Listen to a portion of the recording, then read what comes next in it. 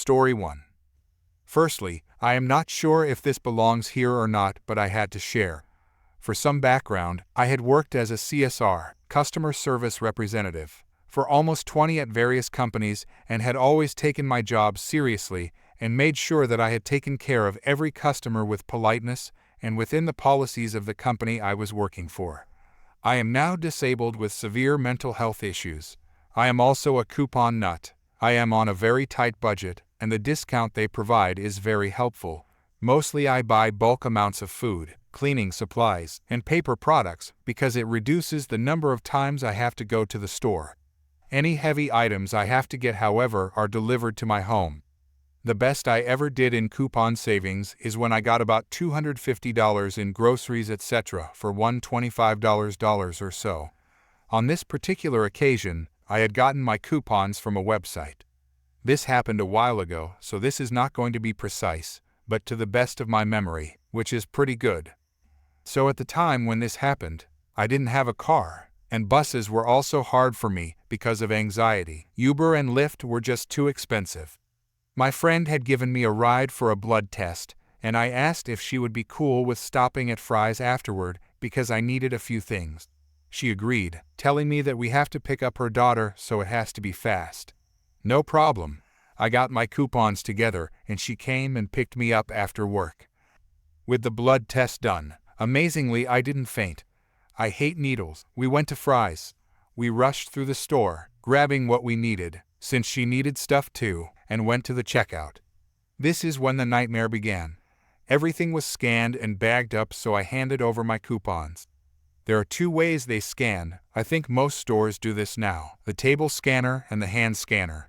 He swiped the first coupon and nothing. I was confused. This shouldn't be happening, and I guess the look on my face was enough for this guy to start being a jerk. If I can't scan them, then I am sorry, I can't take them. The customer service representative said in a firm tone. That is so weird. I have been using them at many different Fry's over the years and have never had an issue. Well, they aren't working, and you need to pay and go. You're holding up the line. Can you please try the hand scanner? Well, if they are not scanning that way, then it won't scan with the hand one. If you are going to be this rude, you are going to be asked to leave the store. My friend and I at this point look at each other very confused. I kept a light tone of voice, and I don't see how I was rude. Well, he looks at me, waiting for me to move. This is where I can fully admit I turned into a Karen, but only a little bit. I could have been so much worse. You have got to be kidding me. I think I need to speak with your manager because you are just being totally rude and unprofessional. My friend is absolutely confused and shocked because I am a very easygoing person and honestly don't have a mean bone in my body.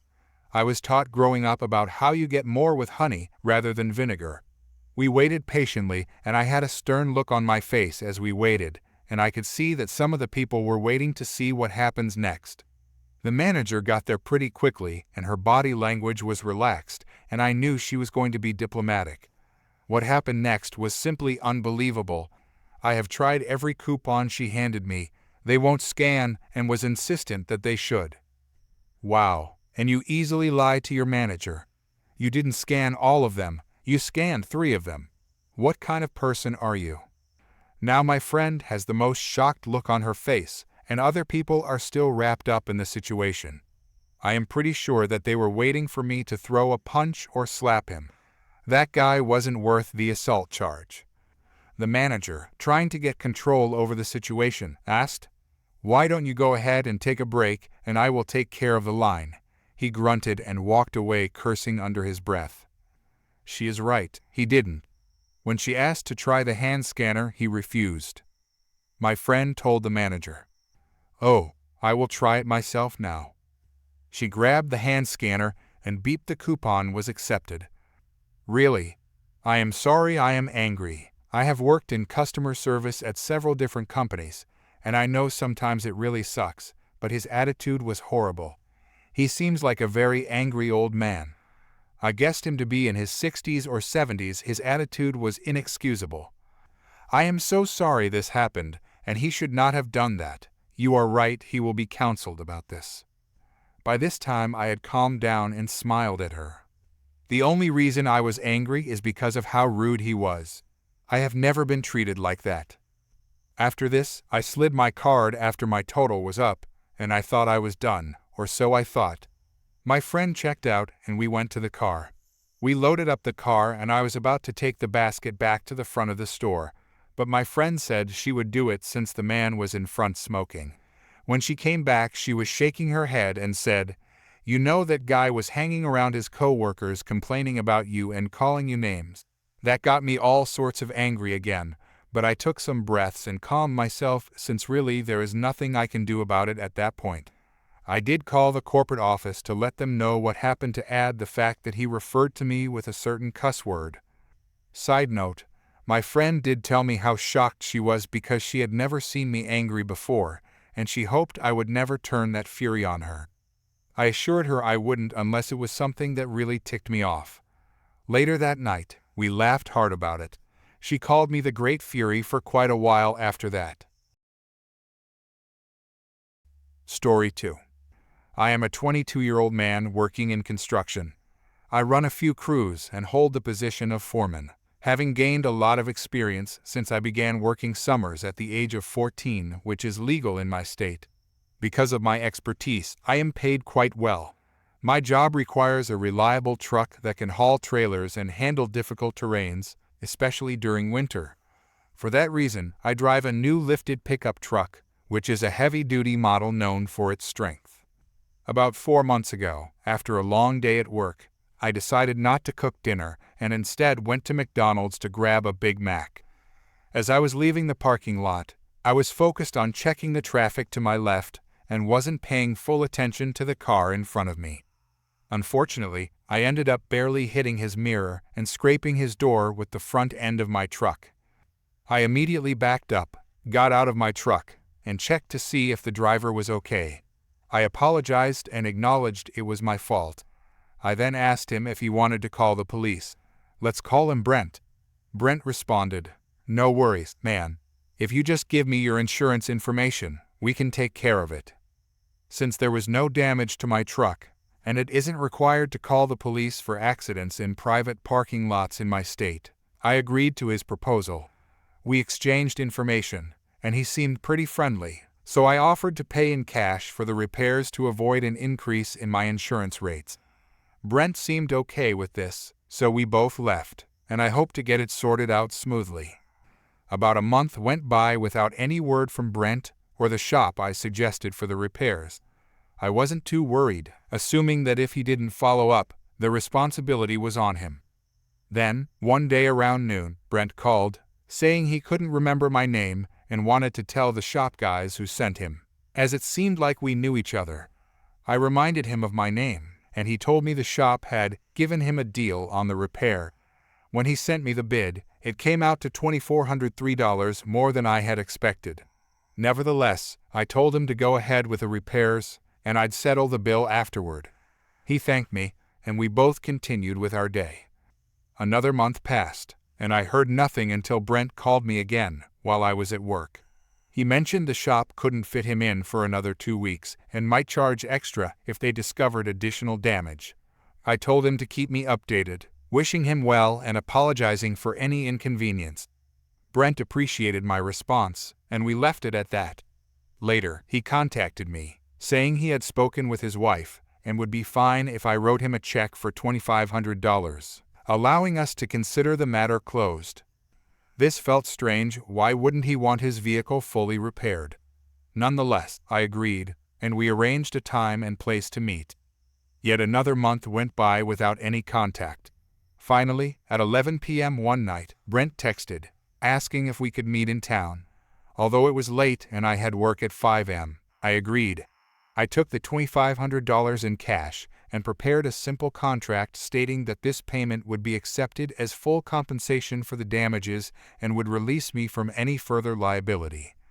When we met, I handed Brent the cash, and he signed the contract without much thought, even declining to keep a copy. I found this odd, but I assumed he wasn't overly concerned. I took a photo of the signed contract, sent it to him, and went home, feeling relieved that the matter was finally resolved. Another month later, I received a letter from Brent's lawyer, claiming he was suing me for not paying for the damages. I was frustrated but confident, as I had our text messages and the signed contract as evidence. When I tried to call Brent, I found he had blocked my number. Luckily, my girlfriend works for a lawyer who is more than willing to assist. He assured me that my contract was valid, as any agreement over $500 holds up in court in my state. Determined, I began gathering evidence. I recalled that Brent's car displayed a business logo, so I looked up his company on the Better Business Bureau. I discovered he owned the business and had numerous one-star reviews, all disputing his shady practices of quoting one price and then charging 4 times that amount. Familiar, right? Brent was suing me for $10,000, 4 times the shop's original estimate. My lawyer noted this, and we prepared for our day in court. On the day of the trial, Brent showed up with an arrogant attitude, making snide remarks. His lawyer claimed I had hit and run and pressured Brent into a low settlement. However, their case was weak. My lawyer confidently presented our text messages and the physical contract Brent had signed. The opposing lawyer looked visibly shaken. My lawyer also brought out the printouts of complaints against Brent's business, showing a history of deceptive practices. The judge listened and finally asked Brent if he had any closing statements. Brent then admitted to receiving my payment and essentially contradicted his own story. His lawyer looked horrified, and the judge ultimately ruled in my favor. Brent was ordered to cover my legal fees, as well as lost wages, since I had missed work for the trial. Since my crew was on a high-paying job that day, my wage was $475 per hour. Over 5 hours, this amounted to nearly $5,000 that Brent had to pay me. In the end, I walked away from the ordeal, not only with justice on my side, but also with the satisfaction of a hard-earned victory. Story 3. A few years ago, before the pandemic, my fiancée and I went out of town to attend an event and booked a hotel room for the week. We used a booking site and ended up in a handicap-accessible room, paying extra for it. Shortly after check-in, the sink, which had been wiggling and loosely hanging from the wall, fell out. We immediately reported this to the manager, who informed us that the room was supposed to be unavailable since someone had harmed themselves in it a week prior. She quickly moved us to another room, gave us her business card, and issued a receipt stating we would receive $100 off our stay due to these issues. I kept everything in my wallet, and we continued with our stay. The day before we were set to leave, I became severely overheated and passed out for a few hours. When I woke up, the front door was wide open, and the contents of my purse were scattered everywhere. Panicking, I ran toward the door, only to encounter my fiancé, who looked concerned. He explained that he had gone out to get dinner, thinking I would be asleep for a while longer. He'd also brought some pain relief and cold drinks to help me feel better. At first, he was upset, as he thought I had let someone into the room, until I explained that I had just woken up. This misunderstanding led to a small argument until I showed him my purse, which was still spilled across the room. Realizing the situation, he felt bad, helped me clean up, and we reported the incident to the manager. Aside from the $50 I had in my purse, the only item missing was the receipt from the manager that noted our $100 discount at checkout. When I informed the manager, she assured me that she had made a note on our account and would be in the office at 8 a.m. the next morning, which was when we needed to leave to meet family back home. My fiancé and I were both uneasy and didn't sleep well that night. The following morning, we went to the office at precisely 8 a.m. to check out, where we found a young employee at the desk. The kid appeared to be in his late teens or early 20s. Right away, he looked at me as though I was an unwelcome guest. "Kid, what do you want?" Me. I wanted to talk to the manager. I mentioned her name. "Kid, she's not here right now. What do you want?" Me, feeling confused by his tone, but still wanting to check out. "Do you know when she'll be back?" Kid, "Probably in a few hours.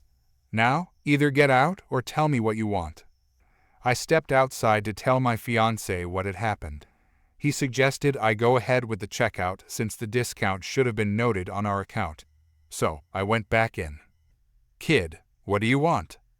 Me, I want to check out, please. Kid, rolling his eyes, what room? As I proceeded with the checkout, the kid started acting oddly, questioning me about the note on my account stating I was due a $100 refund. I mentioned the previous day's break-in, the missing $50, and the receipt from the manager about the sink falling out in the other room. Suddenly, he grew defensive, claiming that, despite the manager's note, the $100 would go toward paying for damages and that I owed additional cash up front for those repairs. This struck me as odd, so I asked to speak to the manager directly, as she had been handling everything. He became upset and yelled at me to either pay and leave or just leave. Opting for the latter, I sat down in the lobby while my fiancée loaded the car. Then, I remembered I still had the manager's card with her phone number, so I began to dial. At that moment, the kid stormed over, shouting at me to give him the card and leave. His behavior puzzled me even more as he tried to grab the card from my hand while yelling at me. When I refused, he threatened to call the police and stomped off. My fiancée arrived just in time to witness the kid's outburst and suggested we leave, given that we were already running late. As we drove away, we passed the manager, who was just pulling into the parking lot. A few minutes later, she called, and I explained what had happened. She also found the situation strange, but the call was interrupted when she noticed a gathering of people and announced that the police had arrived. She promised to call me back. When she did, her news shocked me. As it turned out, the kid hadn't called the police. Another guest had. Apparently, several rooms, along with ours, had been broken into the day before, and that very morning. Someone's vehicle was even stolen, and the guests gathered had all called the police to report the incidents. What made it worse was that, during the kid's outburst, a pair of keys fell from his pocket, which were quickly identified as belonging to another guest. The kid, it turned out, had been working with friends to steal valuables from guests. When the police and manager confronted him, he threw a tantrum, attempted to play innocent, and even accused the gathered guests of harassing him. In the end, the kid was arrested, and multiple guests pressed charges.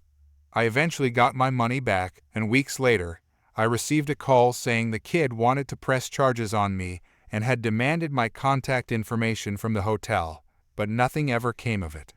I still can't believe how the kid tried to cover his tracks and turn things around when he was nearly caught for theft. Story 4. I work as a security guard at a mall, handling everything from banning people who get caught shoplifting to stopping those trying to ride mountain bikes indoors. Yes, that actually happened, but that's a story for another time. I've got plenty of stories that range from scary to funny, and then there's the what on earth category. This incident happened about a week ago. I was pulling a 17-hour shift, including the overnight hours, as the mall has security coverage 24/7.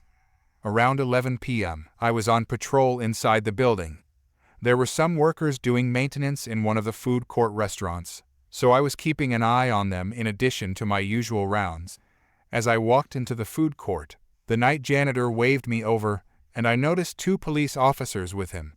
The only way in at that time was through a back entrance we'd left open for the workers.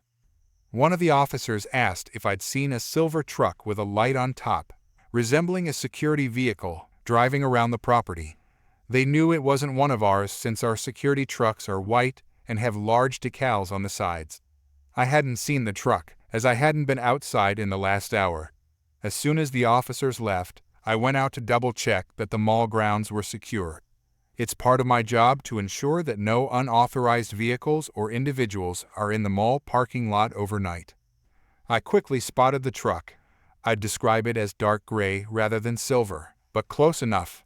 As I approached, I noticed it had a company name I didn't recognize, a name underneath that I assumed was the guard's, and a phone number. For privacy reasons, I won't give more details. However, this security company was not associated with the mall in any way. I asked the driver if I could help him, and he immediately shot the same question back at me. I identified myself as mall security and informed him that he was on private property and needed to leave. The other guard, who I'll refer to as outside guard Og, replied, saying he was also security, which left me a bit confused.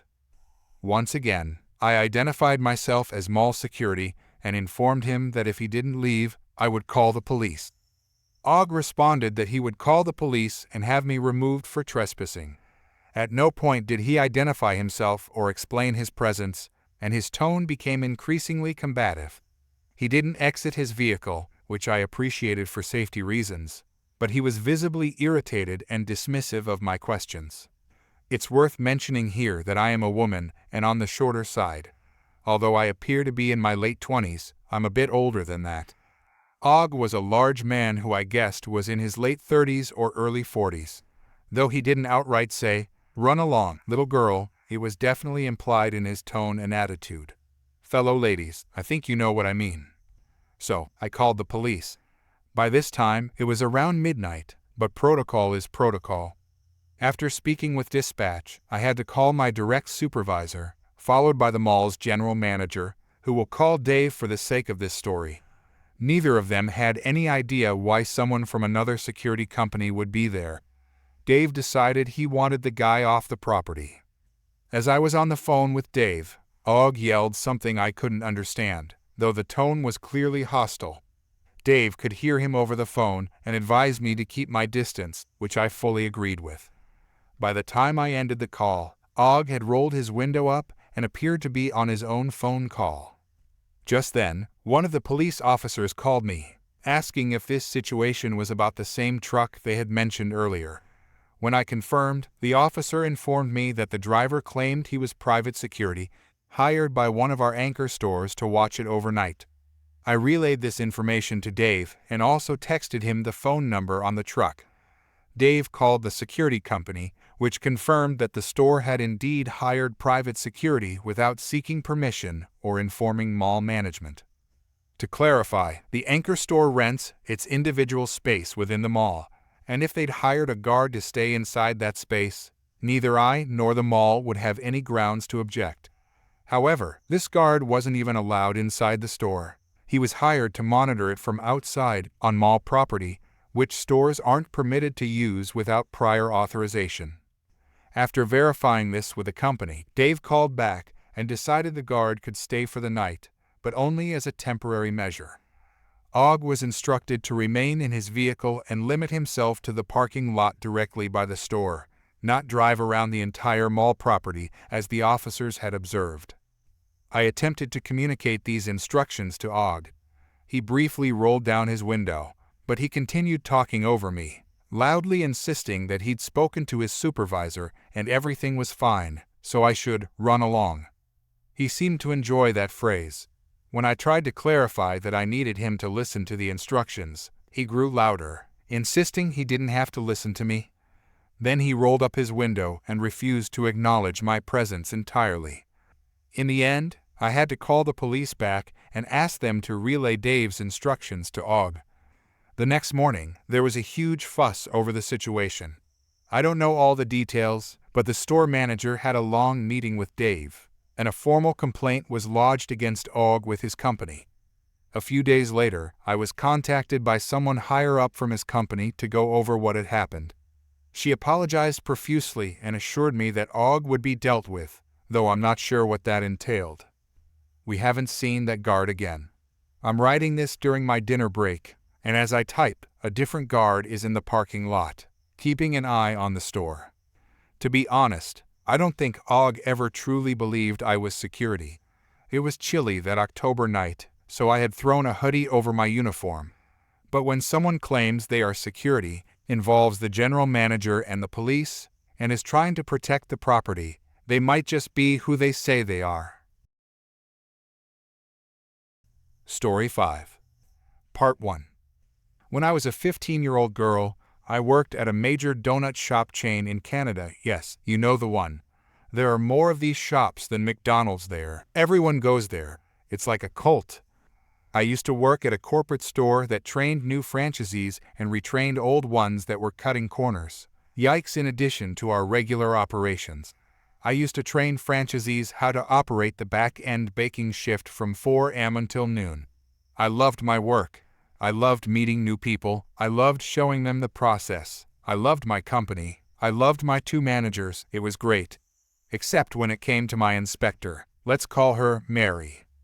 Mary was a district inspector, and she had it in for all of us there. Our staff would see her red car in the parking lot and scramble to tidy up. She loved coming in when we were slammed, with a lineup out the door, tables needing to be cleared, donuts flying off the racks, and everyone just trying to keep up, never mind taking your break. People used to freak when they saw her car pull up. She was slim with big, curly orange hair and a mean streak. She was an in-house inspector that worked for a corporation, and she seemed to really enjoy her job, marking faults and handing her reports to our managers for them to file. She enjoyed her work until she came into the kitchen when I was working, which was most days. She hated it when I worked. Because I had to train people all the time. I had to keep a clean kitchen with everything stocked, because it needed to be ready for the next shift where I trained people.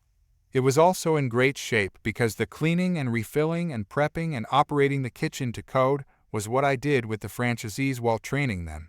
It more or less took care of itself. It also didn't hurt that I was a perfectionist. Mary did not seem to like that at all. She would find an excuse to dock me points. I think she was a little obsessed with it. She would go to great lengths to catch me screwing up. Even my managers, who were regularly rotated through other stores, felt bad for me.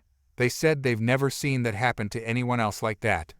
Mary would get irritated when she couldn't find much to report. But because she never wanted to give a perfect pass, she would pull out heavy, old, out-of-circulation mixers from the bottom shelves and run her hands along the back to check for dust. Ha, Mary, I wiped that crap on the regular. It must have made her blood boil. She would always come down to docking me points for my shoes. My shoes were dark navy, not black, and therefore were not uniform compliant. I couldn't afford to buy work shoes making minimum wage and all. Every time she visited, she would condescendingly point them out, tell me how I should know better, imply that I'm lucky she didn't pursue it, dock me the points, and drop off the paperwork to my managers with a smug smile. Bonus if she could find a cobweb. That would be in the report too. I hated her. She almost brought me to tears when she'd do this. She knew how proud I was and how seriously I took my job. She just couldn't let me have that. I was also so confused by it because I had had no negative history with her. I really took it personally. At the time I was also the type of person that would beat myself up over things and was really critical of myself, so this put a lot of fuel on the fire. Maybe she felt I would make her look bad if she gave a perfect score. I will never know. Part 2. I had been taking Taekwondo at that time. I had an athletic background when I initially started, so I advanced quickly and was competing quite early for my belt level.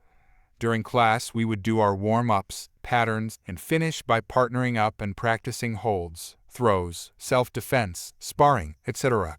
Occasionally, when new students wanted to try a class, this is where they would join so that they could interact with other students. We didn't rubberneck to see who came in. Our instructor would just announce it and choose someone to pair with them.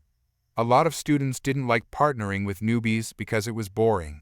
Although I would have rather trained with someone more advanced than me, I didn't mind being patient with a new student. My instructor welcomed a Mary to the class and directed me to pair up with her. I turned around and oh heck, there she was. I think we both had the same thought. Oh my God, is this really happening right now? This is totally happening right now. It was surreal, like I was dreaming. I just kept staring at her and thinking blankly, what the heck?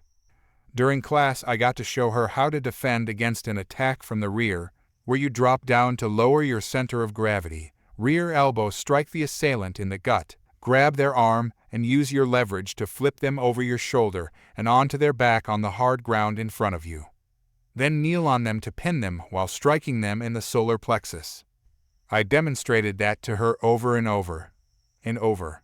I might also add that I killed her with kindness while doing so, not just because it was so enjoyable to witness, but because I'm not the type to be mean in that situation anyway. I encouraged her to demonstrate on me too, and would correct her and have her try again, which, let's be honest, was completely ineffective because she didn't know what she was doing. I would say things like, "Almost got it, Mary, you just need to lower yourself like this so you can flip the attacker like this, wham, on her back again." That was a good 30 mins, but I guarantee it felt longer for her. The day after I ran into work screaming, "You will never believe what happened last night." My managers were giddy like children, and it was high fives all around. Mary came back for a few more classes, which was shocking. My instructor paired us every time.